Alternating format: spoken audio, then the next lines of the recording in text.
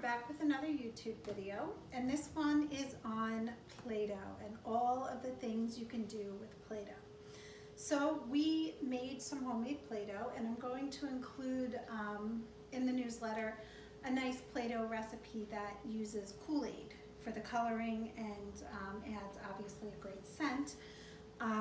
You can also, if you don't have Kool-Aid, you can use essential oils, lavender, eucalyptus, peppermint, or even some extracts, some vanilla or lemon or almond extracts that you might have in the kitchen. We have used food coloring to color the Play-Doh, but if you don't, my daughter has actually used paint in the past, so that works as well. So many things can be done with Play-Doh. First off, it's a great sensory experience. It gives you the tactile feedback. And when you're squishing it, it's actually giving you some proprioceptive awareness as to where your fingers are. When you're pushing against resistance, you can feel your fingers more than if you're just holding them in space. You're giving that feedback, improving body awareness. And it allows you, when you're playing with the Play-Doh, you can use multiple positions. So PT, we spoke, and we came up with all the different positions you can do when you're using Play-Doh with your child. Obviously, if you're in prone prop, you can position the Play-Doh in their hands. They can manipulate the Play-Doh. You can put them into quadrupeds, so they'd be on their hands and knees, and they can weight bear into the Play-Doh. That gives a nice sensation and some sensory feedback as well. Standing, you can stand at a tabletop, and you can use the tabletop for support, so you are using your upper extremities. Or when your hands are engaged, you're working on balance as well as all of your trunk control and strengthening. You can reach, you can be picking the Play-Doh up from the floor, on a table, you can be giving it to somebody, putting it in a bucket, so you're working on rotation of your trunk and reaching out of your base of support to get some weight shifting as well. And of course, sitting. Just another activity to be doing while you're in sitting, either supported sitting or working on independent sitting. This is a great time to incorporate speech. You can have color choices. You can have pictures of the color choices. Use their eyes, their hands, whichever way, obviously their voice, to make a choice. You can also use the communication device, incorporate shapes, animals. It's just another activity to incorporate language and making choices. And of course, then there's fine motor. Like I said, you can get some really nice feedback using the Play-Doh. It's no fun just to wiggle your hand without something, but as soon as you put the Play-Doh in, you're giving proprioception, tactile feedback, better awareness of where their hands are in space. When they wiggle their fingers, they feel it every time. You can work on rolling the Play-Doh, so you have bimanual skills.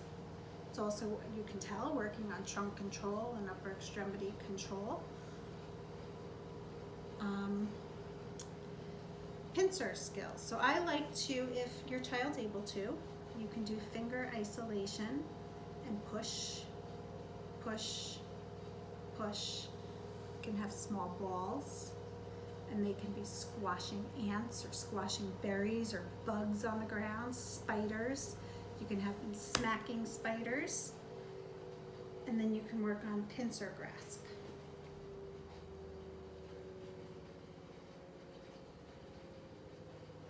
Or all 5 fingers at once, 3 fingers. Just have them squish the snake, squish the snake, squish the snake. Also, you're adjusting their hands at midline. We're always encouraging hands at midline. Cookie cutters. We forgot to get out our cookie cutters. And I don't know where they are. imagine if you had the cookie cutters, you would be able to, again, do some weight bearing. You can put them in a position to lean them over. One of the things I actually do often is I hide beads in the Play-Doh. Beads or coins, anything, and they have to find them and pull them out. Mixing the colors.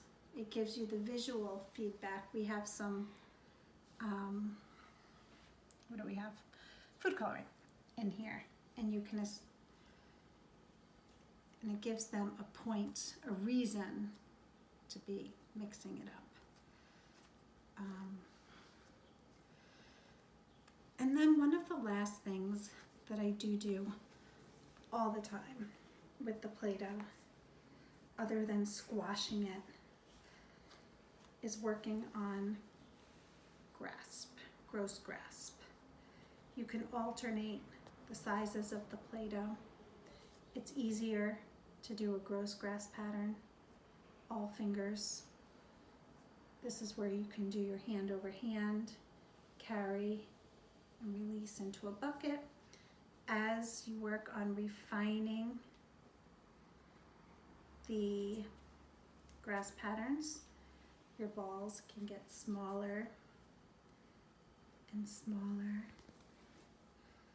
and smaller, and see which is the smallest they can pick up. This obviously is extremely challenging, so you can start with a bigger piece, go a little smaller, smaller, smaller, and see what grasp pattern they can achieve.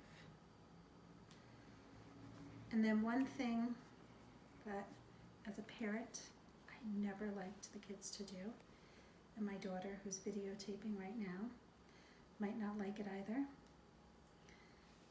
but mixing the Play-Doh. You can see the strength, the fine motor skills that it requires. So these are just some ideas of how using Play-Doh can be therapeutic. Oops. And some things you can do at home.